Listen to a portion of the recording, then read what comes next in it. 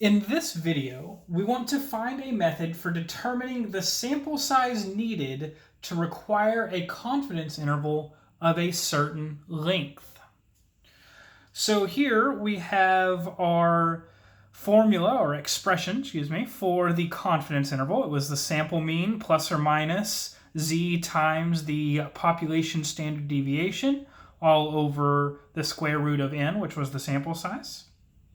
And recall that this z-score was the z-score associated with the desired confidence interval. Okay, let's draw a quick picture here. So we have an interval here, right? We have our sample mean in the middle, and then over on the left we have the sample mean minus z times the standard deviation over root n, and on the right we have the sample mean plus all of that. And this length in between from the middle out to the outer edge of this interval is the z times sigma over the square root of n, and that distance is the same here. So what we can do is we can define the sample error E to be z times the standard deviation over the square root of n, right? That is the distance from the center of this interval out to the outside, so from the sample mean out to the end of that interval, of that confidence interval. Okay? Well, if we then solve for n in this equation, we get n is equal to z squared times sigma squared over e squared. So what this gives us is a formula to find n, i.e. find the sample size needed, if we wanted to define our error to be a certain length. So once we choose what that length is, we can plug that into this equation. We choose a confidence interval or confidence that we have, and we find the z-score associated with that. And then if we know the standard deviation of the population, we can plug all that in, find the sample size that is required for this particular e value or that particular error. So let's do an example of that.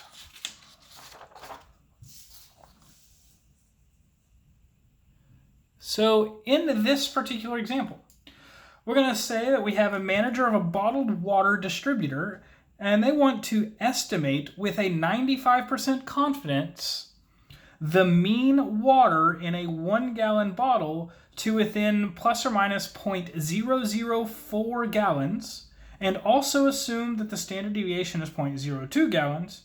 And the question we want to ask then is, what sample size is needed? Well, to solve this, I'm going to again draw the picture that we've been drawing for each of these types of problems, which is our normal distribution. We have our mean here in the middle. We have a 95% confidence. We have 95% confidence. That means there's 47.5% in this region and 47.5% in this region if we make it symmetric, right? So the middle of this 95% is right at the mean. So below we have 2.5%, and above this line we have 2.5%. And we want to know the z-score at this line. Well, below this line is 97.5%. So we have a cumulative percentage of 97.5% at this line. And the z-score that is associated with that is 1.96. Right? You can look up your table in the cumulative percentages to find the z-score associated with 97.5%. And we get 1.96. So let's plug all of this information into our formula that we just wrote down earlier in this video. 1.96 squared. All right, that was n is equal to z squared times sigma squared. Sigma was our standard deviation. All over e squared. And e squared is 0.004 squared. And where did this come from? Again, that was given in the problem that we wanted to know what the mean water is in a 1 gallon bottle to within this amount of error. Okay.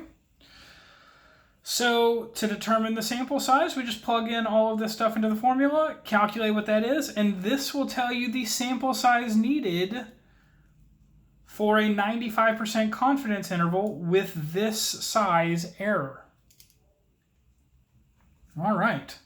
Well, we're almost done. That finishes the example, but there's one more thing I want to say in this video.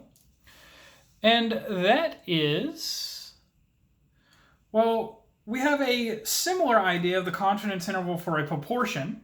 And here is a reminder of what that expression was. P plus or minus z times the square root of p times 1 minus p over n, where again z is our confidence interval, n is our sample size, and p is the sample proportion.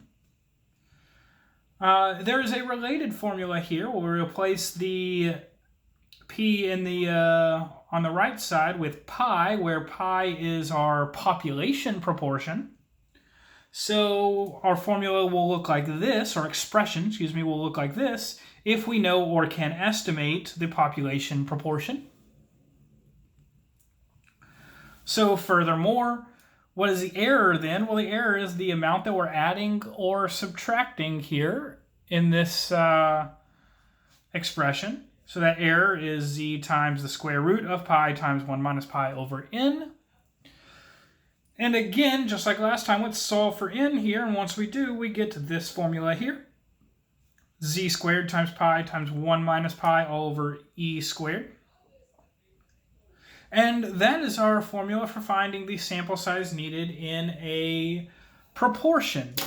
And that is it for this video.